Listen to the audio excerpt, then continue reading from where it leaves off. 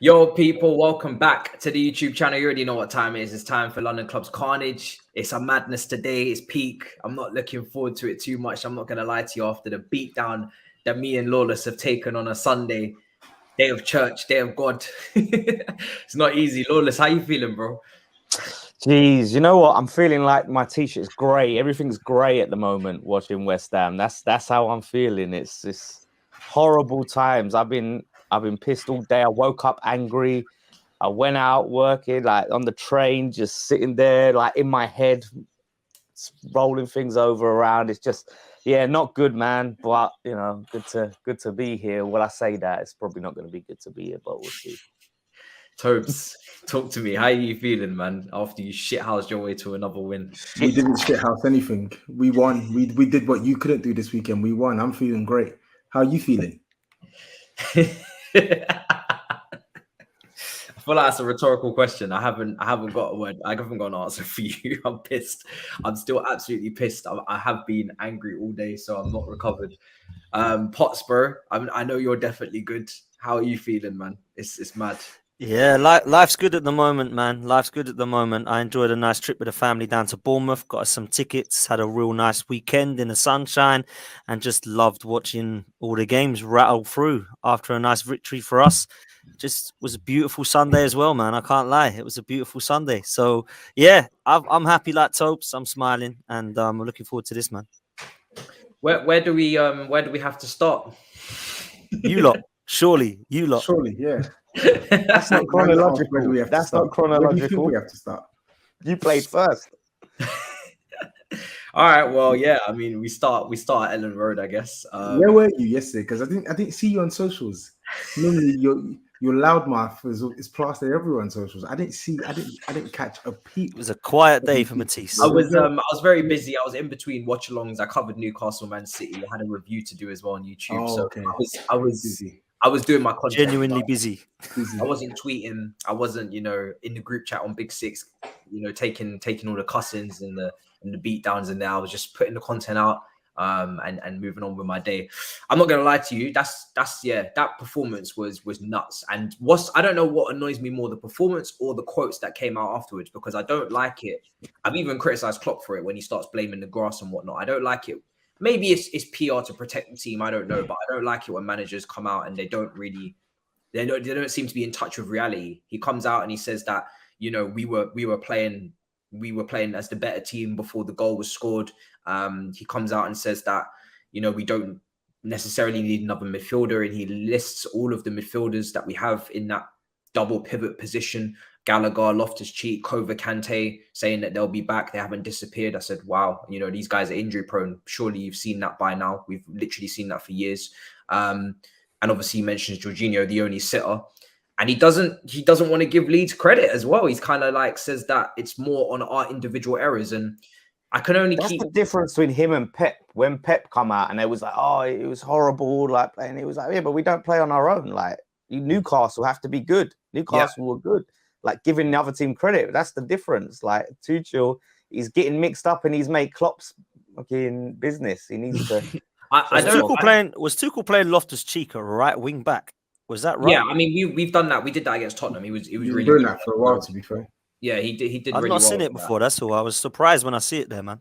Yeah, no, he's played him there before. I think definitely, obviously, Reece James is the better player there, but I think he's managing Reece in terms of like injuries. He picked up an injury last year, playing that position, and obviously we need to have depth. But for me, I think, yeah, I'm really pissed because I feel like that pivot of Gallagher and Jorginho, we got absolutely destroyed in there. Rocker and Adams and Harrison and just swamped. And my biggest issue is that he never at any point after seeing the swamp that maybe he looked at the game differently. I felt like we were getting dominated from the off. Yeah, we had a few chances down the left with Cucurella, Sterling scores offside, whatever, but we weren't dominating the midfield. And you have to do that against Leeds from the off. You have to come and dominate the midfield. I feel like we felt like we were playing the Leeds from last season and that we could kind of take the piss a little bit and just expect to win. But I would have dropped Mason Mount in there and gone 3-5-2 and just solidified the shit up a lot more quickly than he did because we got dominated, man. And then Koulibaly, 2 needless yellows. Look at Tobs smiling. Listen, obviously I hope everybody still rates him highly. I'm sure we're going to see the agendas on the Big Six. By the time this is out, you would have seen it. The agendas are going to start running on Koulibaly. But the 2 yellows that he picked up were of a young defender. You'd expect maybe, a Saliba to do that in his, first season in the Premier League at the age that he's at, to be pulling shirts back and losing his head and being frustrated. It didn't really make any sense to me. And Kai Havertz and Mason Mount up there, man. Sterling, I'm not going to get onto because I feel like Sterling has actually been really good. Some of the statistics people are putting out, he's not had too many shots, etc. But he was marginally offside. You can see he's a cut above the other 2. Mount and Havertz went missing in that game. Couldn't see anything from them. Imagine my shock. You got something to say, Tobes? Not so much Mount, Shai Havertz. Imagine my shock. What was the difference between his performance there and 70% of the performances I've seen in a Chelsea shirt since he's come to the league? I'll tell you, nada. Nada. You've tried to be as diplomatic as you can be about your performance and try to get ahead of the curve. You're not good. Nothing's going to save you from this pasting you're about to receive. You got to fucking hold that. And your manager, the great Tommy Tapping Tuchel, yeah, there'll be days, no doubt, when I'll defend him, but he's got to hold a stiff one for that nonsense that he saw. Of course. You know what I mean? He's got to hold that. Yeah. He's got to hold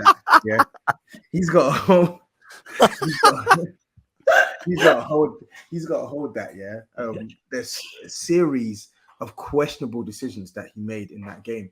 I agree with you. I think Chelsea had a decent start to the game, but the one thing that was a constant throughout was that Chelsea clearly found it uncomfortable to play through Leeds press. There were a couple of times where you got through it, but it was clearly something that was giving you a lot of trouble. And what I didn't understand is when I looked at the midfield, he did not have press-resistant midfielders to cope.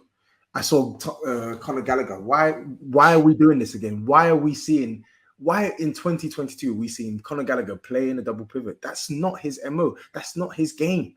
Yep. You know what Conor Gallagher is good at. Again, why are you putting him in a position where you know he's not going to do it? The Ruben Loftus-Cheek experiment, it worked against us and it worked in pre-season. Yesterday, even though Ruben Loftus-Cheek did fairly well right wing back, why not put him in the midfield? Someone who is a bit more physically imposing and can beat a press, with the ball at their feet. And then I'm just looking at the attack as well. Like, you know how much leeway I give Thomas Tuchel for the attack, because I don't really rate many of your attack because I don't think he signed them. But you signed Sterling. Why the fuck are you playing Sterling in this false 9 position? I've seen it against Everton. I've seen it at times against Spurs. Stop playing this guy central. Stop making this guy the focal point in your attacks. He needs to get the ball and drive at the opposition in wide positions. Why am I seeing Raheem Sterling as the focal point of your attack? What is Shai Havertz there for? You told me that he's there to create, facilitate, etc., etc. Why is he playing right wing? And then don't even get me started on the Wall of Africa, the Great Wall of Africa, because when it's Hugo Lloris, everyone has their opinions. Yeah, this Wall of Africa. Yeah, yes, he had his great performances in the cup finals, etc., etc. But this guy has made not 1, not 2, not 3, not 4 like high-profile mistakes this year. And I'm not saying this to say that he's a crap goalkeeper all of a sudden. I'm saying it to say that he's cost you the game. So I want to see the utmost level of criticism levied his way, because he has literally thrown away a lead for he's literally gifted Leeds a goal out of nothing, absolutely nothing. Yeah, 100%. Mendy, I can count them against Real Madrid. You know, you take a look at that game at Stamford Bridge where he fumbles the ball. I think it was to Benzema, was it? He just allows him to get the goal. You can take a look at the penalty he gave away at West Ham, was it as well?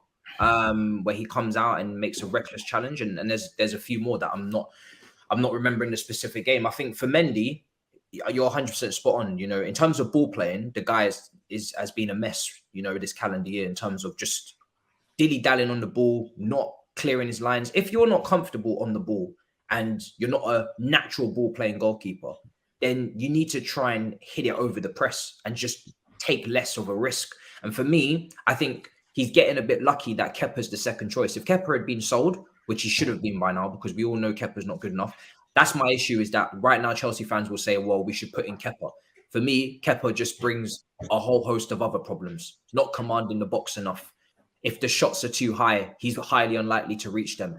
His wrists are very inconsistent. So these are the issues with Kepa. So for me, Chelsea needed to get rid of Kepa because of his wages and the fact that he's not good enough, or he's too good maybe to be a number 2. He can go and start for a La Liga. He's shit. Yeah, but he can go start for a La Liga team in the top 8 or something, maybe, and he'll get away with it. But to be second choice at Chelsea, I don't trust him to come in. And Mendy, therefore, may even get complacent. So we need to bring in, we need to have a better number 2. But Mendy, yeah, I don't know what he's doing on that first goal. It's beyond ridiculous. But even with these individual errors, I have to say, I don't like to just keep saying, oh, individual errors, individual errors. It's like Everton. Why do you keep having these individual errors? It's because of maybe misprofiling, like you said, Gallagher being in the double pivot. And then, cool, you can have Gallagher in a double pivot. I massively disagree with it. And I haven't liked the fact that Ampadu, Gilmore have not had the opportunity to play in that pivot, because I think they're better suited to it, even if they may not be good enough. Chelsea fans will say in the comments, they're not good enough either. Fine, they're not world-class. You can 100% ship them out and go and get somebody else if you want. But from a systematic point of view, they fit this position way better than Gallagher does. And if it takes you a game like that to notice that Gallagher's not a double pivot player, cool. But at some point, you've got to realize that you're not breaking through that press, like you said. And Ruben, maybe move him inside, push Gallagher into the position where Mason Mount is, go 4-2-2-2 or go 3-5-2. Do something, because it was very evident that we were getting dominated in there. I mean, Potts, I don't know if you got to see it. I know Lawless probably would have been focusing on the West Ham game. But yeah, I was in Bournemouth, and I see the we'll come on to West Ham. I see the I only saw highlights, man, of both games. I had question marks over Koulibaly, didn't I? And a lot of people would said that was harsh. And the first 2 games, I thought, yeah, he looks solid. He looks really decent. And then that was a poor game for him at the weekend, from what I could see. I don't know if he had a poor, I was going to say 90 minutes. We didn't stay on that long, but I don't know if he had a poor game, but he looked like he was getting done, man. He looked like he was getting done and twisted up, and it didn't look good. And all he could do was just pull shirts. So obviously his game wasn't great. And with Tobs, this Mendy situation has to improve, because it's not just about the goals he's gifted away or the mistakes he's made. It's giving the ball away. There's a amount of times he's actually passed the ball straight to the strikers and nothing's come of it. Luckily, there's been so many of those for me. And, you know, it's not just Lloris, De Gea. There's a lot of goalkeepers make a lot of mistakes. Mendy's up there with some of the mistakes he's made, and I don't think that he's getting the same treatment for whatever reason. Maybe it's because he's only been in the league for a couple of years. I don't know what it is, but I think he makes some great saves, and perhaps he's got a little bit of credit in the bank that way. But this has got to stop, man. These mistakes are just mad for Chelsea. If they want to stop these silly losses, that's got to improve. Chelsea aren't done, man. You can tell they're not done. They've got gaps in their side, man. There's some gaps still. I still think they're a centre half short. I still think that midfield looks a little bit odd. I still think up top they've got just nothing. They've got Sterling. That is it. There's literally nothing else. Close, apparently It's advanced talks. Aubameyang is advanced talks. I don't know what your thoughts are on that, Matisse, but that for me is better than what you've got at the moment, bro. You know what they were missing, right? Leaking 3 goals. You know what you're missing, Matisse? Harry Maguire. stop. Harry We don't have time. If you had Harry Maguire, you would have won that game. No, you would not concede those 3 goals. No. Can you get him, please, man? Jesus. We won't get him. Say as well, yeah. Can I? Yeah, so I was just going to say as well, this is how many games in the trot now they've conceded? 2 games in the trot they've conceded from set pieces.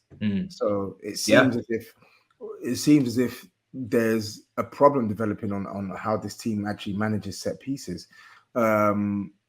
And it wasn't even just that. So there were some really poor individual performances on the day. I think Sterling was poor. I'll say it. He was poor.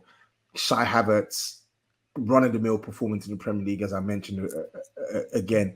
If I had £1 for every single time I seen Kai Havertz put in that performance in the Premier League, I'd have as much money as he cost in my bank account. Genuinely, big man thing. Like people are like, oh, Havertz has been so crap today. I'm like, what's the difference between this and a standard Havertz performance in the Premier? Like, what is the difference?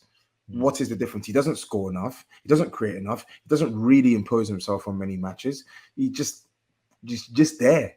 He's just there. He's just invisible. And this Mason Mount thing. Mount didn't play well yesterday, and we know what a good Mason Mount performance looks like. We know he's a good player, but I still can't get with this Mason Mount left 10/left winger role. Like, I agree. I just don't. Yeah, there'll be some games where he's smashing goals in against Plumbers and some of the worst sides in the league and stuff. Yeah, and there'll be some games where he is occasionally capable of playing good against the better sides, but I just don't think you're utilizing Mason Mount to the best of his abilities when you put him in this left 10 or left wing role. He's not a winger. Yeah, he's got decent feet. He can beat one or two players, but he's not an ASM who's gonna consistently beat players week in, week out.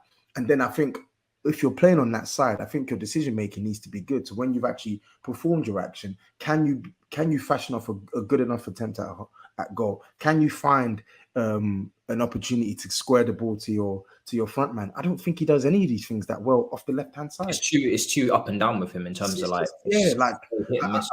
I feel like even last season as well. Last season he had GNA. Like I felt like it's weird. It's weird. It was Bruno Fernandes-esque in a way. It was weird. Like his first season with Thomas Tuchel, the stats weren't there, but the performances were there. Like the performances were actually quite good. And then last season, the stats were there, but the performances weren't that good game to game. And now this season, he started off and he's not been good. He's not been good. But I think long term, there needs to be a change in who occupies that left-hand side. I can't see Raheem Sterling being the focal point. He needs to be playing out wide.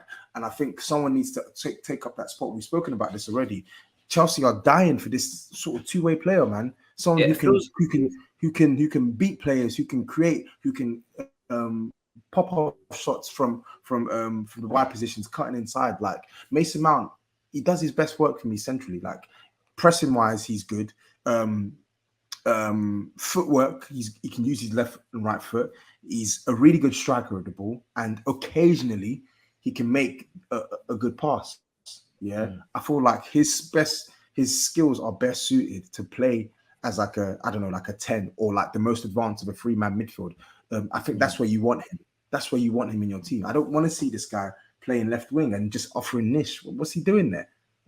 Yeah. No, I completely agree. And I think it would have been very interesting to see if Chelsea had signed a Dembele like they were looking at. And would he have then played next to Sterling in those 2-10s? Because I would say that he should be. And Mason Mount, then where would you fit him in this system? Because I think for me, he's an 8 in a midfield 3. That's his best position. That's where he was developed at Derby, at Vitesse. That's where he was played for a spell under Frank Lampard, and he had some of his best performances. He's had good games. You know, Chelsea will look to a lot of Chelsea fans will look to his statistics and say he's first for shots, he's first for chances created, he's first for this, he's first for that. But at the end of the day, the standards are in hell. So if you compare him to the other top players in this position in the other top teams, he's not coming close to a De Bruyne. He's not coming close to these guys. And then you have to think to yourself, like I said, if you was to get somebody who this is actually their natural position, like a Bernardo Silva, where would he go? He wouldn't play in these positions because it's not his natural position. So, I completely agree with everything you just said, to be honest. It's too quite under pressure, Matisse, in terms of like, I know it's early days and there's more players to come, but I honestly believe like if Tuchel doesn't get Champions League football this season, what happens? If he doesn't get Champions League football, it would be very interesting to see how the board react, because I don't know. This is a new board. I don't know their tolerance levels. I don't know. I know their expectations are Champions League football, 100%. I would say I think the manner is important as well. If they don't get Champions League football, and we still see these issues persist, even though he asked for Aubameyang, he got Aubameyang. Yes, he asked for Fofana, he got Fofana. He asked for Cucurella, he got Cucurella. He asked for Frankie de Jong, he got Frankie de Jong. If he doesn't get Champions League with every single player that he wanted, and Chelsea still have the same issues we're seeing now, i.e., not being able to defend set pieces, lack of consistent sort of penetration from the midfield, linkage from the midfield to the attack, and a cohesive attacking unit as well. More goals from the attackers, not so much of an emphasis on your defenders having to score the goals. If we don't see any of these factors change by the end of the season, then his job 1000% has to be under scrutiny, and you would not begrudge Chelsea for sacking him. The standards are high at Chelsea. Yeah, for me, I don't think he can afford to finish out Champions League. I think that would be ridiculous, to be honest. I definitely think there's more work to be done on the team. I said that after Tottenham, with or without the win, there will be more stuff to do despite the good performance. But you still, even when you have work to do, there are still minimum requirements that are there. And for me, Champions League football is a bare minimum requirement. If you don't make that, big questions, and I would be shocked. I mean, like I said, I don't know what to expect from this ownership, but it would be wild if without Champions League football, he still made it through that. I still think it's too early. I think for people to look and write off Chelsea, as much as like 100%. As the scores were coming in, no one's making me feel better when I was in the ground. Everyone around me was like, "Oh, Chelsea gone 2-0 down." I was like thinking, "Oh, at least I'm not going to be the only one this week." So yeah, like I think, like I said, they've still got a lot of business to do in the window, and a lot of football. There's still quality there. The manager's still quality. So I can't see it being like a really bad season as much as this is a bad result. Leeds are a much sharper outfit this season, and like Jesse Marsh is really turned things around. They spent a lot of money, but spent it wisely. So you got to give them some credit as much as I just want to pile on Chelsea. You know, it is a bad defeat, but I don't think this is the same Leeds that just rolled over for everyone. Leeds look fantastic, to be fair. With Rafinha and Calvin Phillips gone, you'd think, oh, they're going to struggle. But the recruitment has looked good. Tyler Adams, I think, is a good signing. The Aronsons, all these players coming in. The midfield, I thought, dominated. It was brilliant. So, you know, fair play to Leeds, man, as well. But Chelsea got to hold that. That was poor. That was a poor defeat. 100%. As good as Leeds have improved, like 3-0 is embarrassing. I'm sorry. It really is embarrassing. Yeah, 3-0. Aside that, Chelsea to go to Ellen Road and to get humiliated, and they could have scored 4 or 5 goals yesterday as well. Aronson, he was quality, man. Like non-stop off the ball, he's fantastic, and then even on the ball. Like I saw a couple clips of him in pre-season, and the guy's got tech. Like he can really dribble, sort of move the ball, drop a shoulder. Like there was one time I think he received the ball on the half turn, and he spun the hell out of Koulibaly and spun him, ran past him, and then Koulibaly brought him down for the first yellow. Like I feel like fundamentally they've actually added a bit more technical quality. In fact, a lot more technical quality to their team, Leeds, which is what will hopefully, I imagine for their sake, serve them well going forward with the type of football Jesse Marsh wanted to play. But Chelsea, embarrassing, absolutely embarrassing. Yeah, absolutely embarrassing. Hang your head in shame. Bozos, you absolute bozos. All right, Jesus Christ. Talking all that rubbish on Spurs last week, only for you to go and get humiliated. Who are you going to blame this time? You're going to petition. Listen. For Leeds to not score against you. You're going to petition for Benjamin Mendy to not play for your club. How many petitions are you going to get this time? Yeah. How many petitions are you going to get out this time? All right, let's move on. That's what I'm going to call you. Let's move on. Because Tobs is sitting here in his ivory tower, like as if he couldn't be too. No ivory tower. You lost. Like you wasn't. Brother. There's no ivory tower. You lost 3-0. You should not be talking. I don't care. Okay, you should care. You lost 3-0 to Leeds. You're gonna get. No, I'm talking about you don't care because you don't want to look at your performance against Wolves in the first half. Yeah, we'll talk about our performance. Well, then let me get to it. Then let's get to West Ham. But I'm talking about you. I'm saying you should just keep your mouth shut because you lost 3-0 to Leeds, bro. There's no cup. You're getting slapped up silly today. Just think, if you think this is you know what? Tobs' time is gonna come on this show, and exactly, 100%. Of course it is. The game is the game, but when Spurs go on and lose 3 or 4-0 to a team that finished in the relegation, in just above relegation last season, then yes, of course I'm gonna be held accountable and I'm gonna get pammed. But bruh, when Man United got hammered 4-0 by Brentford last week, were you not waxing lyrical to Saeed? So you gotta hold that, bro. Hold that for us. I'll hold it. Anyway, let's move on because it's a long day. It's a long day for me already as it is when it comes to Chelsea. Let's talk to Lawless on this West Ham 2-0 home defeat to Brighton. I didn't get to watch it, of course. It wasn't live and I was focusing on my game. So please do tell the story of how you lost this third game in a row with no goals as of yet. No goals. Scored. The only team in the Premier League to not score a single goal. It's fucking Brighton, man. It's this fucking team. I cannot stand this team. 10 years. I was at the last game when we smashed them 6-0. They took that personally and they've never forgotten. Ever since then, we cannot beat these bastards. And that game, oh, it was so painful, man. That was a painful game to be at. It's like, but you know what? Before the pen, we was doing all right. It was a bit of a dead game. Like they weren't all over us. We were, you know, it was a bit back and forth. We was okay. We was in the game. The penalty, out of nothing. We've got the ball. Zuma, you know, who'd been playing all of these long balls to nothing, decides to carry the ball. We're all telling him where to make the pass. He just this 5-yard pass, basic pass. He fucks up. All of a sudden, they're down, breathing down our necks. And Kura, you know, he sees the moment. He thinks, this is it. This is the time where I announce myself, where I come and show everyone what I'm about. Goes in for the tackle. Now, listen, we need to debate if it was a penalty.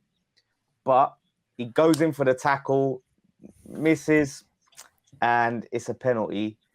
And boy, I don't know if it was a penalty, to be fair. I looked at it.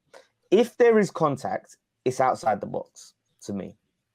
Now, I'm not making excuses, but sounds like it. That's the first one, though. I watched it over and over again. I watched it. I'm watching it right now.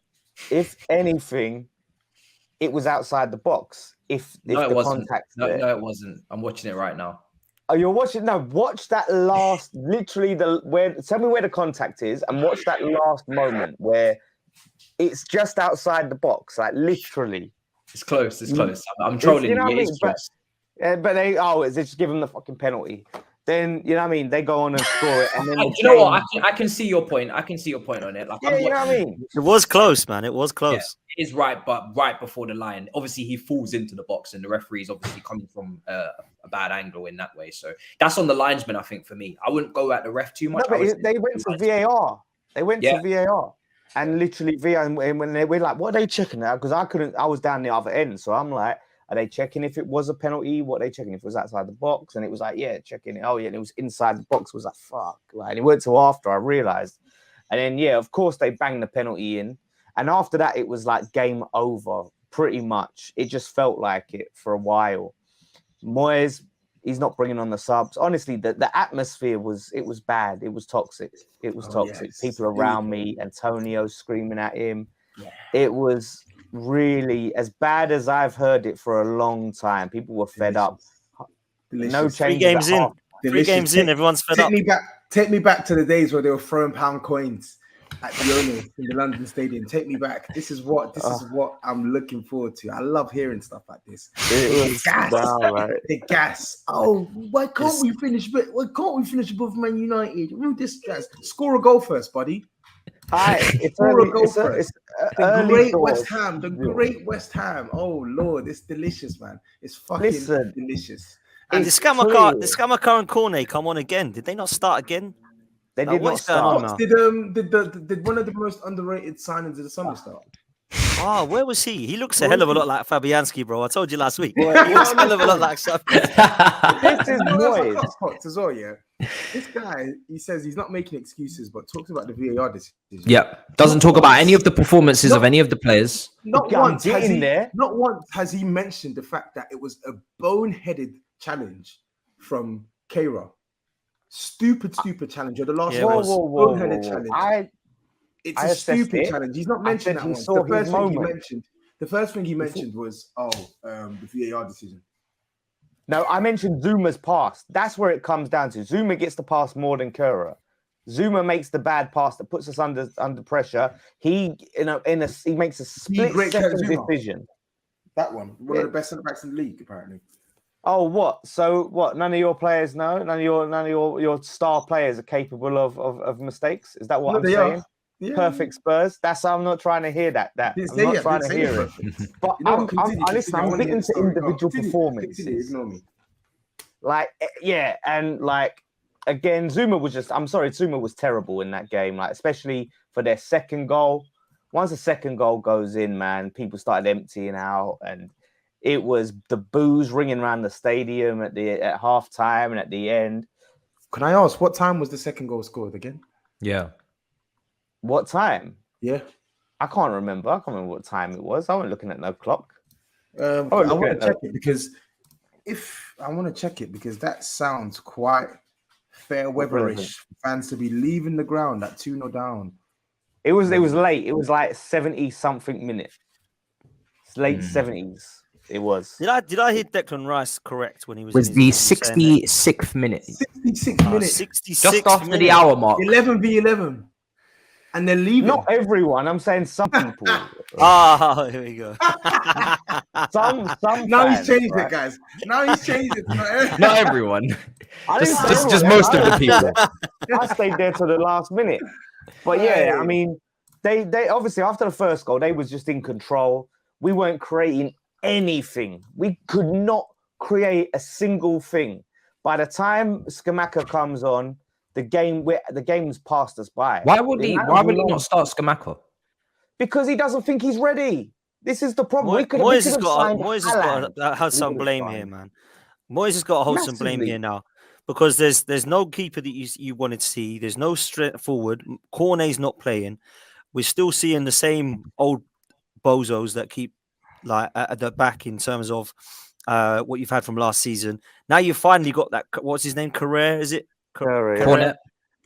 No, the centre half. Who gave away the penalty. Correct. Yeah, you've got him now. And you obviously side that Aguero who's got injured. Like, this is supposed to be a good side. We've got one CB. Well, my point is, he's made these signings. We're not seeing them. He's made 4 or 5 signings, and it's the same West Ham from last season. So, like, you need to now look at Moyes and say, why did you buy these people then if you don't want to be bringing them on? Like, I look at what you need at the moment, and like, I think it is clear without the goals, still conceding goals by the way, but at the moment you've got some injuries at the back. I get that.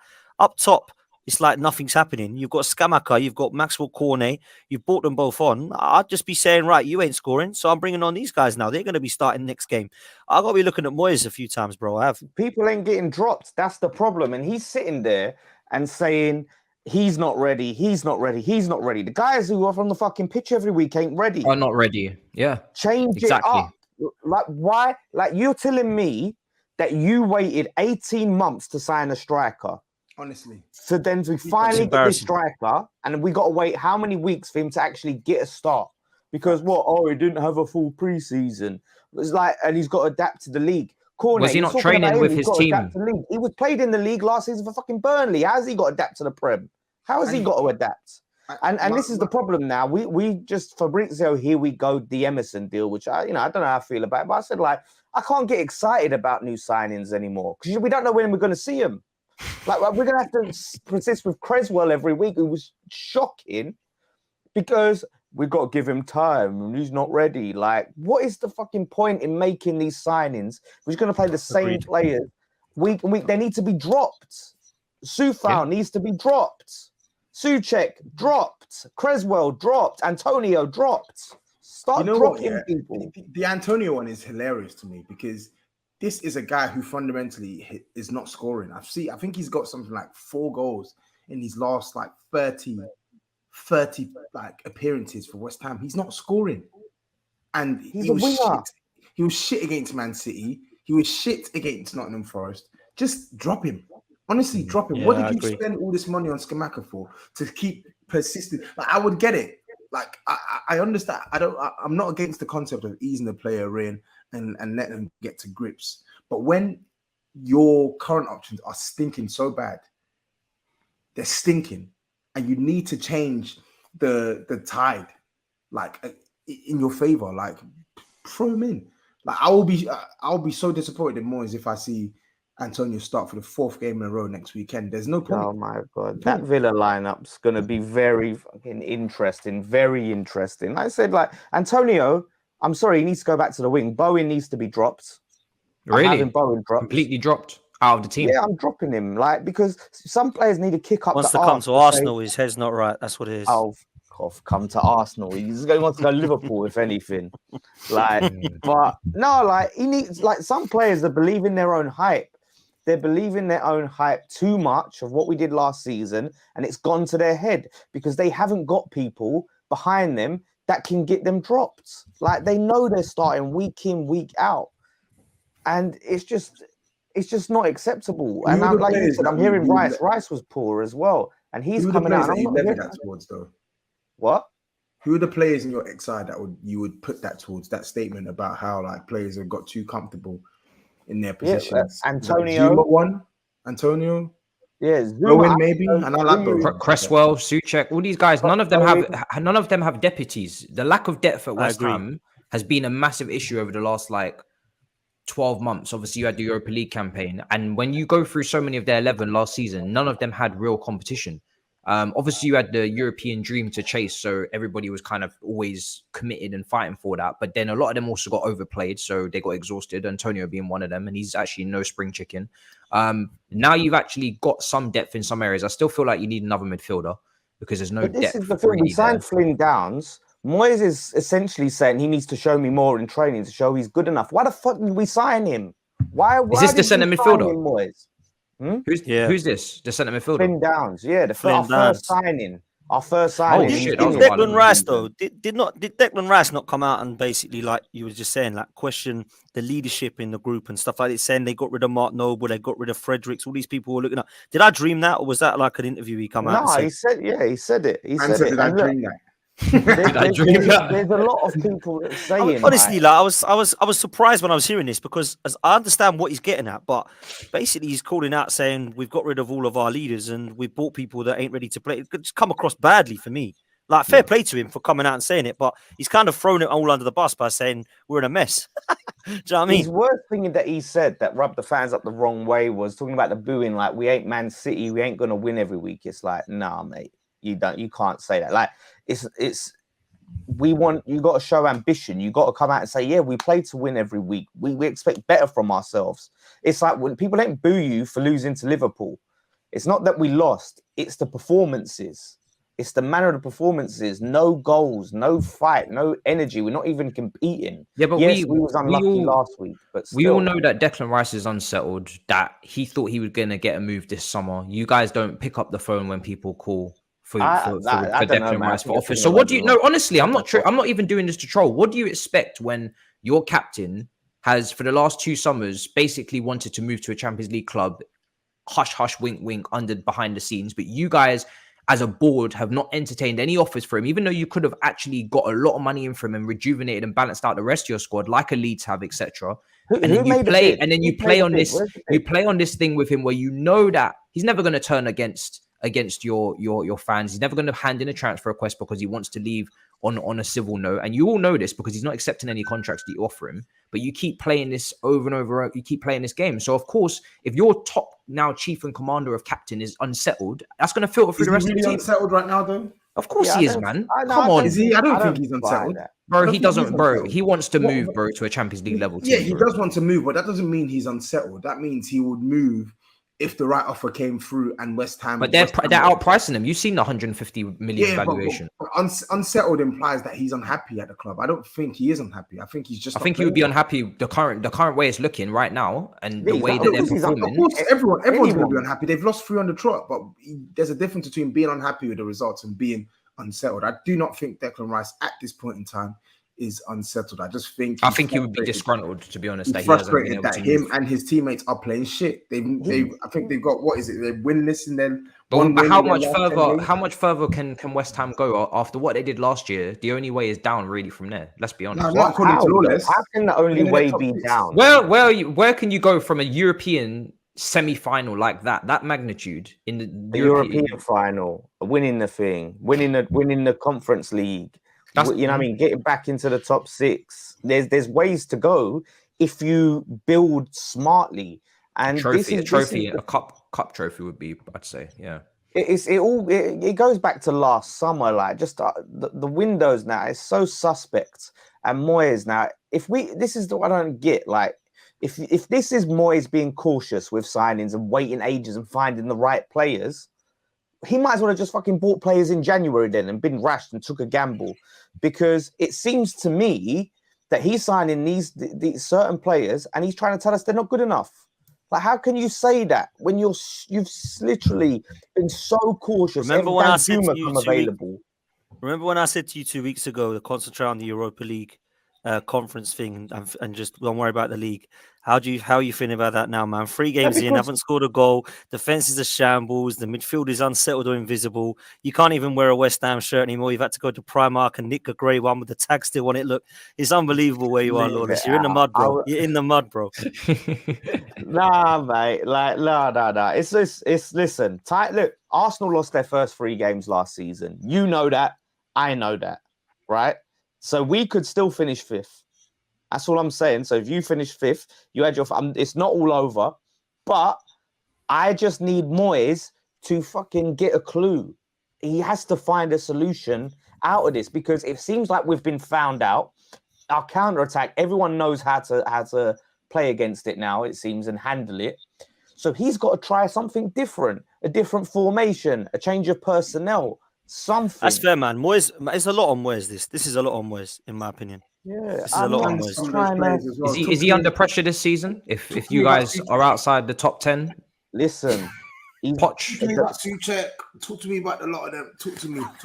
We don't have time, but I'd love Poch to come in and win a trophy at you guys in spite of Tottenham. You know what? But people, some people are already Moyes out. Why would you? I don't know. West Ham or Aston Villa? West Ham or Aston Villa? You choose Aston Villa over West Ham. Oh, fuck off, Tobs. Who told you that? Who told you that? Karen Nev? Did you get that? Why would you go to West Ham? Pochettino is actually Pochettino is loyal to Tottenham. He wouldn't work at West Ham. I've seen managers I thought were loyal to Chelsea and that's been thrown in my face. So you sure? To West Ham. If there's an option to Aston Villa, he'll go Aston Villa. Simple. Listen, it's all going to be about timing, yeah. But listen, we got to beat Aston Villa. We've got Spurs after that, and then we got Chelsea. So, boy, if Moyes can buy himself a lot of breathing space if we beat Spurs, for sure. That's what we have to win that game because I'm not having it. He doesn't care about beating Aston Villa or Chelsea. He just wants to beat Spurs, and that's it. Beat Spurs. You're going to be doing backflips if you beat us. Wait, do you two play each other next? We play each other next week. 2 weeks. Wow. Next week, 2 weeks. Next week, Wednesday. Next Wednesday. Yeah, I'm on the thing with you, the DR Sport. Oh yeah, of course. Yeah. Of course, you and Fuad. Time to sort things out. I'm just like I said, I'm worried about transfers. We signed Emerson. Well, when we're going to see thank you for the 15 million. Much appreciated. Good business. 13 with 2 million add-ons. Thank you very much. What's the addons? Appearance fees? I don't know, but just 30 million is an absolute bargain. So thank you very much. That's. But I don't know how to feel because you lot. We have more players if you want them. If you need more, we have more. You see what I mean? You're too happy for me to enjoy this transfer. We have Barkley as well if you need, and I know you need a centre midfielder as well. We need a centre midfielder. Yeah, Barkley can play in the pivot with Rice. It will work. Ainsley, Maitland-Niles and Emerson incoming, isn't it? Maitland-Niles and Emerson incoming. What do you can't believe? Trust me, it will work. I think we should use Suchek off the bench as a target man. I think we should just use him like that. Jesus Christ! If that's where you lot are going, man. It's free. We're not games in, man. If that's where you lot are going after buying Skamaka and you demanding Broya, then I'm done. All right, let's use. No, you're finished. Let's use. You must be absolutely lost it to think that Suchek should be a target man in your team. He'd be a better target man than a centre midfielder right now. Yes, really? Unbelievable. Tobes, did you get that? Yeah. Oh, you hear that? God. Okay. We don't have the time for me to systematically destroy this guy. Every single lie he told about this piece of shit player that they have in the middle of their midfield, the guy who can do absolutely fuck all apart from ghost into the box and score headers and tap-ins, and even that he can't do these days. He was defending. He could defend. His defensive stats were good. Barely. Running and treacle more like. You know what I mean? But it's just as where we're progressing to, we've outgrown Thomas Suchek. We've outgrown. Wow, you've outgrown one of the best midfielders in the Premier League. Apparently, I never said he was one of the best midfielders. Who did you compare him to? Bentancur. I said Bentancur. I said. Let's not go into this again, man. Sorry. Let's not do this. He wouldn't even make our bench. Let's not do this because we've only got a few minutes left, and I want to pay respects. Not even that good. Me and Lawless want to pay respects to the wins of Arsenal and Tottenham. Do we? Should we give them a round of applause? No. Yeah. Well done. Me and Poch didn't ask for a round of applause. We're just winning. Just keep going, innit? Yeah, I know, but this is a big thing. So I wanna give you a round of applause. I mean, Arsenal are top of the league, three wins out of 3. If they bottle the title from here, Arteta, what do we do? I don't know. Yeah. No, but seriously, no. Listen, we ain't gonna get too much time to spend on it. But listen, routine wins, isn't it? Because you were expected to beat Bournemouth. Potts, I'll let you say a few words. Maybe give a bit of prop here and there for Saliba, because of course that left-footed strike was quite wonderful. I mean, yeah, man, business as usual, isn't it? 3 new signings, man. The 3 new signings have really been fantastic, and I don't really class. Oh, Saliba you play as a your new new signing. signings, really? What a novelty! Yeah, that's it, man. That's it. And I don't really class Saliba as a new signing because obviously he's been here a long time, but obviously he's come into the mix this season, and I think he's been outstanding. He was so solid against Palace, and apart from a mistake against Leicester, he looked really good. And then, of course, he was absolutely colossus against Bournemouth. I think the goal is just kind of cherry on the top from the performance, if I'm honest with you, of how good he was. The guy, people are saying Rolls Royce or Bentley, and people are comparing him to all these defenders of old, but I'm just enjoying him at the moment. I don't really know what I'm going to get from him this season. What I'm getting from him at the moment is really good to see. And, I think he's got the potential to be a world-class defender. Whether he's going to get there or not is yet to be seen. I've seen enough in France and in England to know that he's an absolute baller, man. So big fan of him. Zinchenko, I don't think he gets enough credit. I really have been impressed with him since he's come into the side. Was good against Palace, really good against Leicester, and I thought he was exceptional against Bournemouth. Everything that he did was just superb in terms of his composure. I think his understanding and intelligence going forward, but also knowing when to hold back. And Bournemouth are a poor side. Bournemouth are not a side that you look at and go, wow, that's a really good victory. But what they do have is some physical presence now with Kiefer Moore, with Philip Billing, those sort of players that have never been technically great, but they're always that type of style of play that just cause a nuisance for you. And now, for the first time in a long time, Arsenal have actually got some players that can compete against them. We've only ever really had Granit Xhaka that has some physical presence. And I'm not a huge fan of him, but he's playing well at the moment. But now that we've got Partey, we've got Saliba, we've got Gabriel, we've got Ben White, we actually have some players that can cause a different kind of type of different kind of Arsenal. Yeah, different kind of Arsenal. No soft underbelly anymore, and I think that's got to give credit to Mikel Arteta for that in terms of the recruitment. And Gabriel Jesus, man, particularly in that first half, was just exceptional. Like, I absolutely love everything I'm seeing from this guy at the moment, and I think he's a real all-rounded centre forward. The first goal from Ødegaard, Ben White miskicks it. Yeah, fligs up in the air, and you think, crikey, what's happening with that? And that touch, that's like a feather. Literally, then he takes it round 2 or 3 players, delivers it through to Martinelli, who strikes. And to be fair to him, does need to be a lot more clinical. And Ødegaard's there to tap it in, a player that I've wanted to deliver for a while now. It was a real good all-rounded performance, a real good team performance. But the ones that stand out for me are the new signings, Matisse, and I think they've taken us at the moment to that next level, and I hope it's good enough come the end of the season, man, because I'm really enjoying watching Arsenal at the moment. Yeah, you just got to keep going along and doing your thing. I'm not gonna say too much more. I've got a lot of praise for you guys right now. You've won the games you expected to win. I know Tottenham. I know Tobs is going to cook me on the big 6, so I don't really even want to give him too much Tottenham airtime. And I'm still salty about what happened last weekend. So yeah, we're going to wrap up.